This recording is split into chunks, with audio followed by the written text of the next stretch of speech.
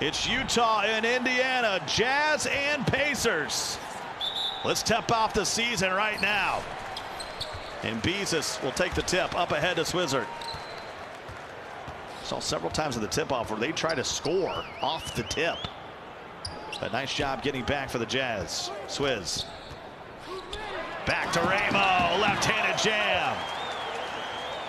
So the biggest thing, and I think it's a big talking point after what we saw in the tip-off tournament, just kind of looking at the way the Sixers played things, how much you can open up the floor for your point guard. That's kind of what the Pacers have actually gone and done here with their team. They put Ramo onto that sharp shooting rebounder so they get more space, and that could open things up for Manny if he does want to work, but more importantly, does open up 𝐒𝐻𝑊𝐿 in case he wants to try to go for a little bit of a dribble drive. On the side of Utah Jazz Gaming, you got Rhea still on the pure glass, you got 𝐶 going over to that play sharp, and then Kev is going to be on the shot sharp with 𝐷 on the rim.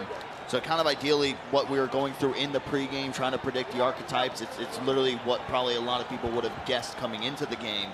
So we just have to see how that works. I think for me, pure glass has been kind of that cloggy type mentality. When somebody gets in, like within that three-point line area, they start to move in like they're going for a dribble drive. The center has to pop out, otherwise they're going to be clogging the lane the entire time. So in that way, the person, whoever is guarding Rhea, for example, if it's Ramo, he's just going to be able to drop down the entire time and almost go for a double team realistically.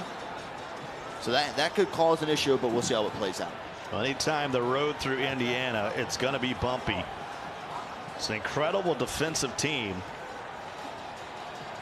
Can they have enough to hold down Rhea, though? Averaging a double-double right now. I mentioned had double in both of his games. He's averaging 17.5 with 11 rebounds per game. First possession here for the Jazz. Rhea comes out to set a pick for Kev. Back to Rhea. Shot clock running down. Kev. Elbow. No, sir. Rebound by Ramo. Here they come back the other way, Maddie. And there's a foul by Moam. Went by easy money before the draft, but now he's a man on a mission.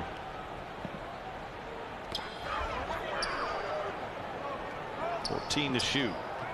Scott Cole, Dirk along with you. Hope you guys had a great weekend. At least a Sunday off of 2K. And the first two buckets will go to Indiana. They've become in great fashion too, just working out in the pick and roll. I mean, you're kind of a double-edged sword if you are Ramo, where you can sit there, you can pop out if you need to, you can also roll. So you're always having the defender, whoever's guarding the pick and roll for the opposition, they have to try to sit there and picture in their head, hey, what are they going to do now? If I overplay that he's going to pop, that he's just going to end up slipping the screen and going straight on down. That's what they've got him with back-to-back. So one of the adjustments that definitely needs to change here early. We just have to try and see how they work out. I think Kev being on the 3 on the shot sharp is definitely a lot better than him on the 1. The guy's not a point guard, so you bring him out the first night. He's a rookie on the stage. You expect him to be playing a point guard. So with 𝐶 going back, I think it allows Kev to step into his comfort zone quite a bit as well. And an and one for Wolf. After the 3 by Moam. So Wolf will head to the stripe. Mentioned that 11 points, 7 steals against the Hawks for Wolf, the second man guy out of Queens, New York. It's 3 points the old-fashioned way.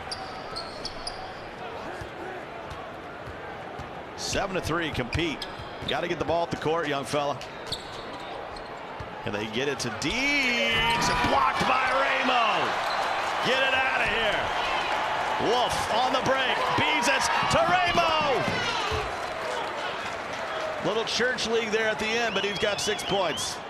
And they've all just come on little free rolls from the paint too for Ramo. It's a center's dream if you can just get those easy of buckets throughout the entirety of the game. So Jazz game, they struggled. Your only shot, well, your only score is just come off the pure lockdown, hitting the corner 3 when they decide to drop off of it. A little bit more of that is what you need to see just from 𝐶. Start to attack the rim just a little more. Trying to force them to step up. You have to show them the 3-point shot at some point in time just so they can try to respect it. But try to get your buckets in any way you can. You guys might be seeing a little bit of lag on your side, but Dirk and I are looking over the shoulders of the Jazz. They can't stop Ramo and getting clean. The players, the 10 down there on the court, they're getting clean gameplay for sure. Ramo now with 8 points, 4-4 from the field. Here comes Indiana back the other way. Wolf with the left hand. No. 𝐅𝐸𝐺 there. All alone as Wolf splash. 14-5, Dirt. When it rains, it pours. The funny part about this is that your two main scorers are the ones who haven't even given you a score yet so far in this game. It's just been 𝐅𝐸𝐺 and Wolf. 8 for 𝐅𝐸𝐺, 6 for Wolf. But you're starting to see how much of a nuisance for 𝐅𝐸𝐺 being on the center now. Instead of guarding over towards the corner, he's able to play the paint a little bit more, can try to play the corner defense. But a lot of these guys who are very experienced in the competitive scene and been playing this game for so many years and years and years, is playing defense from the corner. Your bait game is just going to be so good, and that's what you're starting to see from 𝐅𝐸𝐺 show. But the length of the build that he's on too, again, he's on center and he's playing the corner defense because 𝐵eZas is in the pick and roll D. So all 𝐅𝐸𝐺's doing is just standing there baiting that out. Has the wingspan, the length for it. It's just going to be easy steals if they try to make any of those passes to the corner. 8 points for 𝐅𝐸𝐺. He had 15 points, 9 rebounds, 5 assists against Golden State in their opening win of the tip-off. And he is out to prove a point here with still 3:02 to go in the first. They are very stingy on the defensive end, and there's a foul. You just get that feeling for Utah, Dirk, that if they're going to be successful, Compete's going to need 20 points a game. It's hard to whatever say. Position you put him on, he's going to need 20. It's hard to say too, just because like we said in the tip-off, we never saw him at point guard, and really nobody's seen him play point guard all that much this year. A guy who's grinded my team for a lot of the time, so obviously you play my team, you definitely can play the 1 through 5. But it could just be with the lock on him too, with a guy like Wolf. Compete, no way unless he goes off his scoring 20 this game. So this is Kev's game to try to make a little bit more of an impact than he did during the tip-off. He's on the bigger build, and again, it's more in his comfort zone. So you maybe could see a big game from him, but then 𝐒𝐻𝐿, he played some great defense throughout the entire tip-off tournament as well in that small forward position. Wolf drops it down to 𝐅𝐸𝐺. Back out to Wolf. 15 on the shot clock. Got a 7-point lead here, and they turn it over. Fast break coming back the other way. Kev, and he'll give it right back. 𝐒𝐻𝐿 for 3. Got it. 17-7. It is all Indiana. A lot of rookies on the court, including our rookie of the broadcast team, Alex. How you been? I'm good. It's loud down here, Scott, and two rookies are going out head-to-head tonight. Ramo and 𝐅𝐸𝐺. 𝐅𝐸𝐺 is the rookie. They're going head-to-head tonight. Two of the best centers in the league. These guys go way back with each other. 𝐅𝐸𝐺 actually told me earlier today in the locker room that he calls 𝐅𝐸𝐺 his son, and that he taught 𝐅𝐸𝐺 everything that he knows. So, as you know, the centers sit right next to each other. It's very loud. I can't even hear myself talking right now, but the centers sit right next to each other, and 𝐅𝐸𝐺 plans on getting in the rookie's head as much as possible with trash talk. This is a guy that grew up playing basketball on the streets of Brooklyn, so it's ingrained in his brain, it's in his DNA, and I'm seeing him do it right now in action. I asked 𝐅𝐸𝐺 his thoughts on the matter, and he told me that anything 𝐅𝐸𝐺 says, hasn't been said already to him at a party. So it's all things 𝐅𝐸𝐺 right now, but it'll be interesting to see where things unfold throughout the night. Yeah, I appreciate it, Alex. Yeah, those Xbox party chats, they can get deep at times. Now I heard of big bro and little bro, but now we got a father-son relationship in the post. That's always one of the common things to trash. Like, you're my son, I've taught you everything you know. Those Xbox parties are so hectic. I don't know. I always see in there like, oh well, we don't like playing team up unless it's on Xbox because we can have this many people in the party. But you go into somebody's stream and all of a sudden you have 10 people talking at one time. You can't hear yourself think.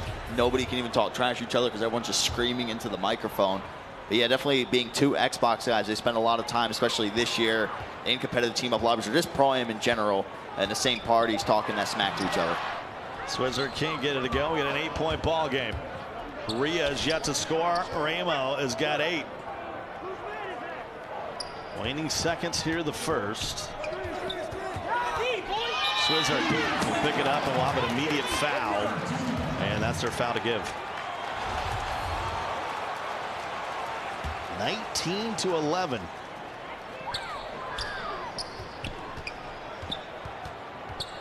Maddie will bring it up.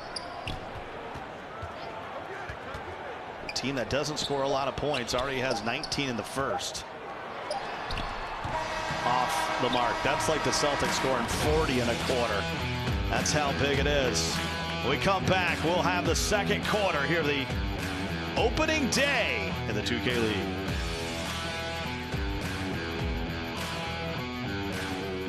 It's powered by Intel, and the Pacers have come out with something to say. 19 points, holding the Jazz to 11, and those 11 points, Dirk, every one of them a struggle. That makes it a little easier. Right hand jam by Rhea, cuts it back to 6. And so you can try to really start to take control in this game too, is getting Rhea the ball more with the pure glass. I mean, height and everything's going to be the same, but you're just looking at more of the attribute side of things, and what do they have that they can finish down low better than what a sharpshooting rebounder can. But you're going to see a similar trend all the time. Even if you go back to last year, Pacers gaming, lots of off-ball movement, setting up the man who just scored right there, 𝐒𝐮𝐬𝐜𝐫𝐞, to get a lot of open shots, and we saw that so much throughout the tip-off. It's really got to slow him down. I mean, until Maddie starts to build more confidence and start to get more of that killer mentality when it comes down to scoring, you might even see some teams make that adjustment where they say, hey, you know what?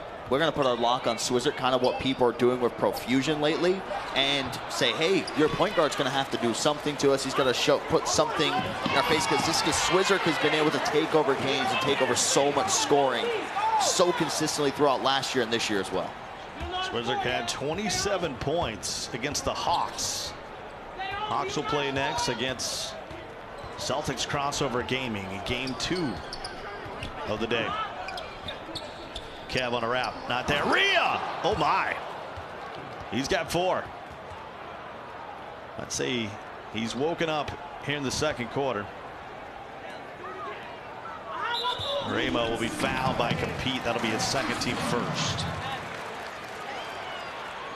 And they're just doing a really good job of beating the press each time. How many times have they gone to Wolf on just a full court pass and just allowing him to either they can run the 2-on-1 if a player's still behind, or they can even just try to stop it, wait for everybody else to get on back, and then you can try to make a play. Beezus misses them both. 23-15. Skip it across to 𝐸𝐵𝐸 for 3. Short. Rhea with the board. Back out to 𝐸𝐵𝐸. Deed with it here in the corner now. Guarded by Ramo. A little deflection. And we have a timeout here as 𝐸𝐸 hit the deck. Let's listen in to the Pacers. 4 seconds, okay? I want to quick.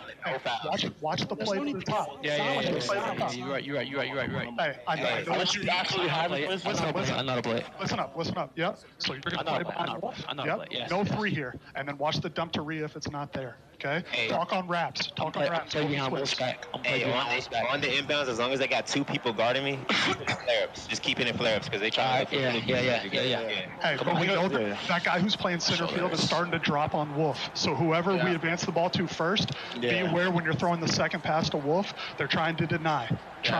So take a dribble, make that guy step on you, and then throw it. But good passes back to me, Wolf. When he's in front of you, give him goals. Give him goals. Yeah, that was good stuff. Hey, how many timeouts do they have left? Two left. This is great. The pressure if you keep bumping them, they're going to start calling this is a big stop. It's a big stop. But look, we go stop and score. Let's go. Big stop. Come on. Head coach of the Pacers, Cody Parrott,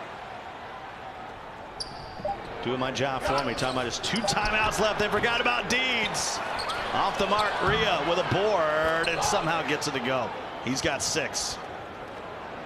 In those situations, whether it's Ramo, whether it's Beezus down there, Rhea is just, that's why you run the pure glass. It's really, they're a magnet to the ball going into their hands. You can see the mismatch right here down the post. They just get that straight away. Ramo knows that he can honestly just take it right down here on 𝐸𝐸, flick up on the right stick, take him all the way down to the paint if you want to. You can maybe even go to a fadeaway, and it wouldn't be able to be stopped. I mean, at that point, you could really just shoot a contested layup, and it's still going to end up going in. If you're on the pure glass, then you got to have 20. It'll be interesting to watch the meta kind of unveil itself throughout the week. Will we see a sharp rebounder or the pure glass? It's a copycat lead, Dirk, and it's 25-17.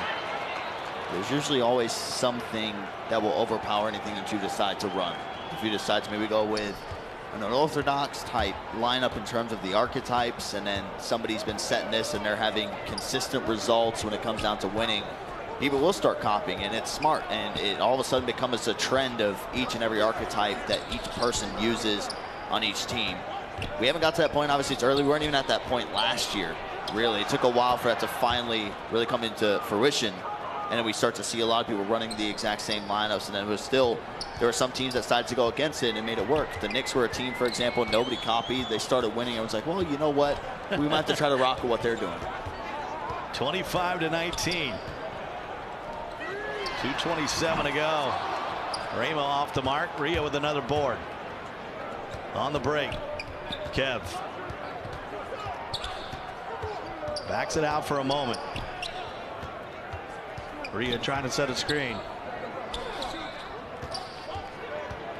Rio's going to back down Beezus. Little post move. And Kev gets a hand on it, but it'll stay with the Pacers. I guess he probably didn't want to do the post hook there. Probably was aiming for something different. Who knows? It could be wrong. Maybe it's a shot that Rio agrees, but I hardly doubt that was really the go-to that they wanted. Well, Ramo had the hot start with 8 points, but now Rio's dialing him back. That's the matchup to watch down low. And Beezus gets his second bucket of the game. He's got 4. Beezus, 30 years old, from Houston, Texas, taken in the second round this year. Kev for 3, got it. So Kev now with 5, and that's the deficit. I think you'll start to see Kev have a lot better performances. We kind of touched upon it at the top of the show with him being a point guard. You're a rookie. It's so tough to play point guard this year. But when you become in that secondary ball handler role, you know that when you get it in your hands, it's like, well, I'm just looking to score. This is the main thing that I want to do. Maybe I have to make a pass at some point. But you still have so much more patience. You don't have a lockdown on you. When you don't have a lock on you, things just seem so easy in terms of finding a little bit of space to get some sort of open look. Ball loose. Kev had a pretty good game.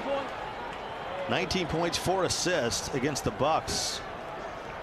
Could any of this come into play, Dirk, where you just know, hey, you're going to go up against Wolf? Maybe you need to compete at the 1 just based on that pressure alone. It could be, and anytime that you have a lockdown in the game, your main goal is, hey, hopefully my secondary ball handler goes off. Because if he goes off, more likely the lock is going to transition over to him. And then your point guard can start to have a field day. But we really haven't seen that all too often. It's, like I said, I think Profusion was the only example to where you had a lock on him from the start of the game, and then you had somebody just guard Fab one-on-one. Wolf. Guarded by Compete. They go to Ramo, and he's got 12. He leads all scorers. That's 6 rebounds to go along with those 12 points. That's another switch, too, that he's actually gotten down onto 𝐿𝐸𝐻, straight down low, and they make it such a priority. A lot of people maybe wait a little bit instead of just getting the ball straight to him. Saw a nice little slip coming in there from Kev from the wing. That got him the easy dunk a few possessions back. But every time that they see that mismatch, the ball's either going straight down to Ramo, or they're allowing him to post him up, and then they start to go for the kill. Kev. Try to wrap it to 𝐿𝐸𝐻. He'll throw up a wild shot. Rio gets the board. Deeds in the corner, rattles it home. We got a 4-point game. Boy, Rio just huge on the boards. A 9.6 before the half. Maddie will bring it up. You don't have this much time. You do not have this much time. Swizzard trying to hit Beezus going back door. No serve. But Pacers with the lead, 31-27 here at the half.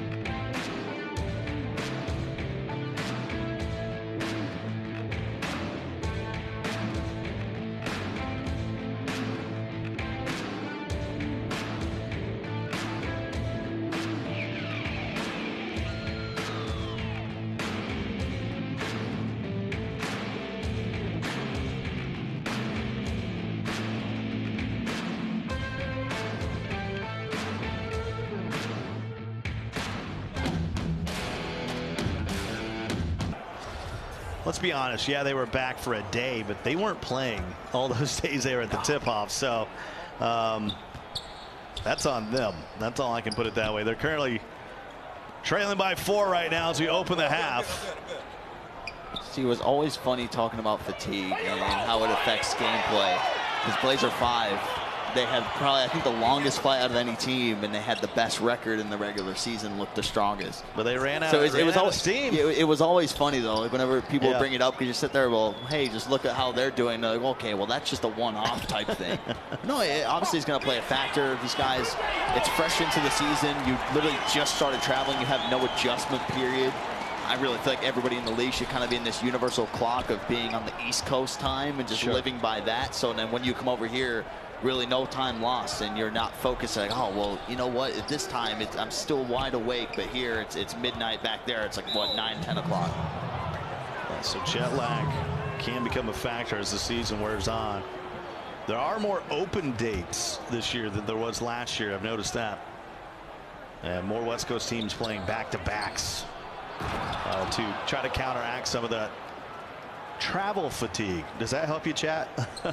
We're not talking, they're not doing jumping jacks down there or anything like that. But it's just the overall travel, just over 16 weeks can really wear you down.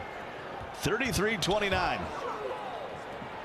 Matty picked up his dribble, gets over to Swizz, and they have a timeout here. Pacers had a hot start, 19 points in the first, slowed down to 12 in the second.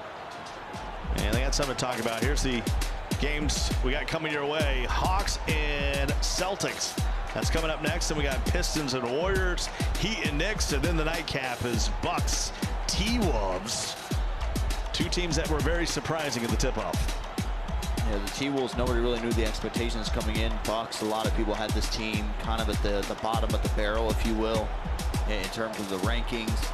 Obviously, the rematch of the finals, even if maybe the teams are playing at different levels coming into this year from what we've seen so far, it's still always cool to see a finals rematch. Here's the box score. Ramo with 12 points, 6 rebounds, 3 assists, 2 steals. So he's really filling up the stat sheet right now. On the other side, Rhea, 8 points, 7 rebounds on 4 or 5 shooting. So that's the matchup we'll continue to focus on. Wolf with 6 points as well. Swizzerk with 7. Beezus with 6. And right now, that's the difference. Couple threes in there. And the deficit's 4. There's a reason they call Ramo the virtual unicorn. If you link that nickname to somebody. Shot clock running down. Matty gonna have to force it up. And Rio with another board. He's got 8. And there's a foul on Ramo. That's his second, team second. Pacers 2-1 in the tip-off before losing by 2 to the Celtics. That would eventually go on to lose to the 76ers in the final as the 76ers win back-to-back tip-off tournaments. Kev, it's a tough shot. Ramo can't get the board. Wolf in transition. Beezus! No. Swizzer back out to Wolf. Foot on the line. And it'll be a long 2. Wolf with 8. I'm not sure you can see because I feel like Ramo probably has about 3 or 4 offensive boards just in this game. People are allowing him to slip right into the dead zone. They're not putting a body on him. He's just getting easy jumps, and he's been able to create time and time again. You got to try to slow that man down in both ways, rebounding from the corner on the defensive end and on the offensive end. Who's putting the body on him? How are you allowing him to get down that low? I mean, he's running the pick and roll, but there's got to be somebody there to at least try to box him out. Matty from the elbow. A little discussion going on in chat about when will 𝐒𝐫𝐤 make his debut, the rookie from Washington, D.C. I knew he stayed home last week because he had the flu. And I'm not sure if that's just sort of still hanging out there, or he just hasn't got enough reps with the squad yet. It's probably just not enough reps. I mean, if somebody's sick, the last thing you're going to do is end up playing 2K, right? People are like, oh, well, it's a video game. Well, if you have the flu, you don't feel like doing anything. Well, and you don't want to get everybody else on the team sick either, so I'm sure they quarantined him. So, I mean, have all of these guys get their reps in. I mean, there'll be a time for the debut. This is a phenomenal player. I know a lot of people probably initially, if everything went okay and he wasn't sick, that he probably would be in the lineup. But early right here, so right now, right, you played the tip-off tournament with this 5. You're going to play week 1 with this. When you travel back home, now that's a different story. Depending on the result that you see here today, when you go back home, this way you can start to really mix in, add some more variations into the lineup too. But and maybe that does go back to the only 24 hours at the practice facility. One day that Alex was speaking to earlier. Not enough time to change things up yet, but we're going to do based off a lineup of 2 scrimmages or 1 scrimmage series. And Pete can't hit. He struggled. 1 for 3 from the field. Only 2 points for him. The lead is 9. Now for the Pacers. Maddie picked up his dribble once again. Swizz gets into the paint. Shot clock running out. Beezus on the baseline. He'll have to force it up. Ramo with the board. Back out to Beezus. He's got 9. Timeout Jazz. The lead is now 12. It's such a tough spot to be in because if you're Rhea, you are rebounding from the corner. And you can see it right here. So Beezus has to force up. Shot clock's winding down. Deeds doesn't get the box out there. And you're trying to get down because you know Ramo has that positioning. At the same time, you know if you jump out there, contest a shot, Ramo's just going to end up getting the same rebound again. So if you're really in a tough spot. Your mindset was like, okay, we've been killing us on the boards. Let me stay down. I'm not going to go all the way out. Because you saw he was about to run out and kind of stopped and just said, okay, we'll just go ahead and shoot it. Which, I mean, he's 1 of 2 from 3, but they've been on full whites. And when you start to see somebody whiting a lot of shots, you start to become more okay with saying, hey, go ahead and keep taking them. Look at Ramo. Once again, a double-double for him. It's his first double-double of the year. He's been close in 2 of the ball games, getting 9 rebounds, but now with 11, he'll officially get his first double-double of the year. 4 assists, 2 steals to go along with those 15 points. And you see how big the pure glass is when Rhea has to come out and contest a shot. That allows Ramo there on that, you know, on his build to have the opportunity to go in there and get a free board. And Ramo's just so crafty. There's a certain spots, right, when you get so deep in towards the dead zone where you can't physically get a box out. You can sit there and you just kind of stand toe-to-toe with him, jump and hope you end up getting the rebound. And that's what Ramo's doing perfectly. You almost have to run out of bounds, come on in, hold L2, and then they're not able to really put a big body on you. Sometimes they connect, sometimes they don't. But that's why you're seeing Ramo get so many rebounds, because he is able to finesse his way and get on through and get right past Deeds. Even then, when Deeds does box him out, he's breaking the box outs too. 43-31 as the Pacers get it back. Another turnover for the Jazz. They got 6. Pacers have only turned the ball over twice the entire ball game. There's a foul by Deeds. They play great defense. They don't turn the ball over a lot, and that leads to a lot of success. I mentioned they're holding opponents under 53 points a game. And they have a balanced offense too, which is phenomenal. Anytime your point guard, if he can just get you like 4 or 6 points and you end up winning some games, that's great. But everybody's always getting close to getting those double-digit marks. And I know Cody, the way that he plays, he focuses a lot on assists. When you listen to him in timeouts and if they pull up the box score, he'll say, hey, right now we have 15 assists, they have 9. We're doing a good job moving the ball around. Something he preaches over and over again. And if you can get all 5 involved, you have to keep all 5 defenders on their toes too. You're not sleeping on anybody. Swizz with 9 points after the jam. Balanced scoring, as Dirk mentioned. And there's a foul on Ramo. That'll be his 3rd, team 4th. So next foul will put them in the bonus. A lot of trash talking earlier. It's subsided as the lead has grown. There's the lob. Rhea can't get a hold of it. 2-on-1 break. And Swizz. Been a tough game for Compete. I felt like he's been on that cold ring the entire game. 2 points, 4 turnovers for Compete. Playing point guard for the first time this year. He's playing small forward in the tip-off. And I thought played well at the small forward.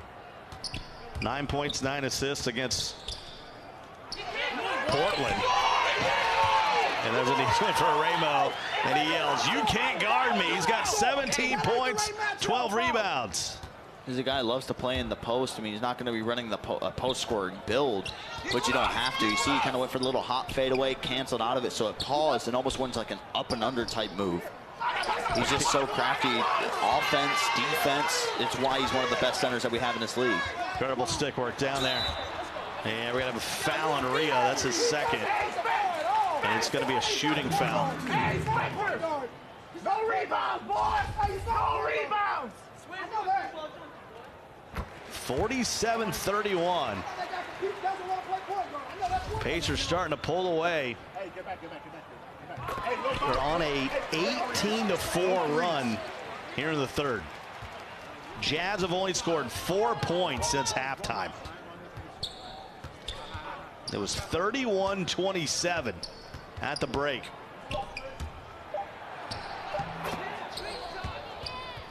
That's not the shot I expected him to make when he's cold. It's usually the complete opposite. Game clock with 1.8, and that's going to be a rare Indiana turnover, their third. So allow the opportunity for the Jazz to get one here. Kev rims out. An 18-6 third quarter has made it 49-33 here on the opening day of the NBA 2K League. Start of the fourth quarter. Here are our studios powered by Intel. We got a 49-33 ball game. And the Pacers outscore the Jazz 18-6 there in the third. It's just been dominant on the defensive end and on offense for Pacers Gaming. Everything seems to be going the exact way that you planned. A lot of off-ball sets, and again, just getting everybody involved, whether it's Ramo in towards the post, or you're just getting 𝐅𝐢𝐥𝐸𝐵 some open kickouts, Wolf getting some open threes, even little walkbacks that he's been showing in his arsenal too, taking a mid-range jumper. Maddie doing the same thing, kind of just, you throw out the little bit of the curveball where you allow Maddie just to create a shot for himself. He gets his points, like, well, you know what, I'm going to sit kind of in the back seat here for a little bit now. I got the horses in the back, and I'm one of them. Hawks and Celtics coming up next, and we got a rematch of last year's final coming up later on in the evening after the Pistons-Warriors ball game. 𝐒𝐿 and Knicks will tip it off. You're really seeing, this is just for, I think, for both point guards, and here we go. I mean, this is a guy I feel like we talked about coming into the season. I was like, I don't know how often we're really going to see a sharpshooting takeover come into play. 𝐒𝐿𝐥, I feel like, is leading the race of who's got it most and uses it most effectively as well. But you really are starting to see a skill gap with a lot of point guards in this league. I can't even talk to you. There's no point. It's a Splash Brother right now. 22 points for 𝐒𝐿𝐥. It's an 11-0 run, and it's all 𝐒𝐿𝐥. He has all 11 points here in the fourth. They don't want it. You knew he had to be getting close to his takeover just from the game that he's been playing total. I think this is what just got him right towards the edge when he went on the fast break, got a dunk. Then right here, you don't expect him to walk back, but a lot of people, what they do is they hide their takeover for those exact moments to when they get the ball, and you think, hey, I'm going to take a step in, and quickly I'm going to pop it and just get up a shot. Because even there, if he maybe jumps, you could end up getting the green, but 𝐒𝐿𝐥 showing why he's one of the best shooters in this league. Well, main man Phil, he's got his eye on the chat. What's going on, Phil? It ain't nothing too much prettier in here, man. There's a flood warning, and they ain't talking about outside, man. A lot of pog champs and calls to a disrespectful game right now. Yeah, man, I think a lot of people kind of agree how this one's trending, how this one's looking to shape up. But there's that one guy in here who still believes the Jazz can bring it back. Are you guys among that as well? Phil, it was a 4-point game at the half. It was. What happened? 𝐒𝐿𝐥 happened. Yeah, I guess so. 60-33. 𝐒𝐿𝐥 now the game's leading scorer with 22. He's got all 11 points in the quarter. It's an 11-0 𝐒𝐿𝐥 run. Deeds pump faking, back to compete. Boy, even up by 27, they're still active on defense. Ria, all right, the bank is open. 10 points for Ria. He's had a double-double in every game that he's played in this year. Needs 2 rebounds to keep that streak alive. Maddie, all alone. Boy, he's so timid. Some of these rookies will take a shot wherever, whenever. And we have a few rookies in the league that are still afraid to put it up. That's rough, man. Had almost like you had an open deep midi, could have taken a step in right to the mid-range area. I'm terrible. I still, even if it was me, I would have went in and punched on somebody, and I'm awful. 63-35. The crazy part about that too, even on the wrap play, Swizz went for the decks back in towards the middle and had an opening. If he would have wrapped all the way to the wing, he would have been completely wide open. And up until that point, it would have been, hey, is the corner going to step up or not? Beezus has the rim protector takeover. Why don't you tell the folks at home what that does? You're literally just going to force him to miss everything down low. I mean, even jump shots too, but with the badge when it's active, we haven't seen it yet, and I'm really hoping that we do, as Swizzard just continues raining down threes, because that's what Swizzard things 25 for Swizz. The rim protecting badge, we haven't seen it yet, and I can't wait till we do. They have the ability to get like snatch blocks, where you just completely just like up there and just palm the ball into their hands. We have not seen it, and I'm waiting until we do. But yeah, basically anybody who goes down low, if he just creates any sort of contact or contested jumper, it's going to be an automatic miss. The Swizz is just really stealing the show this game. We talked about balanced scoring, but they have the ability through Swizz to where he can just kind of take over. Swizz, he's got 28. That's a new season high for Swizz. His career high is 31. He had that against the Celtics last year. You got a situation right now, it's 11 turnovers for the Jazz, 4 just for the Pacers. They haven't been doing a good job of breaking the press. You talked about last quarter competes. Hey, I feel like competes been cold the majority of this game. Well, he has been. That's why they've been trying to put it into the hands of Kev. But they're just swinging it. And when you start to get this adrenaline, this momentum going on your side, it feels like nothing goes wrong for you on the defensive end. You can literally drop down onto the center as a point guard, and you know somebody's going to have your back, and it's just big rotational battle. Then you end up getting the rebound, and you start to move on the break. But so many times we saw a lot of teams, T-Wolves are one of them, Sixers are one of them. The Pacers are another team, like the Celtics as well, where for a guy like Swizzard, there's so many plays that they can run. It just seems so many people just struggle guarding him off ball. Fifis, wraps, you name it. Beezus, why not? He's got 15. They're feeling it right now. 74-36. The Jazz have only scored 9 points in the half. I don't want to do math. Hold on, let me do math. It's a 43-9 run. 43-9.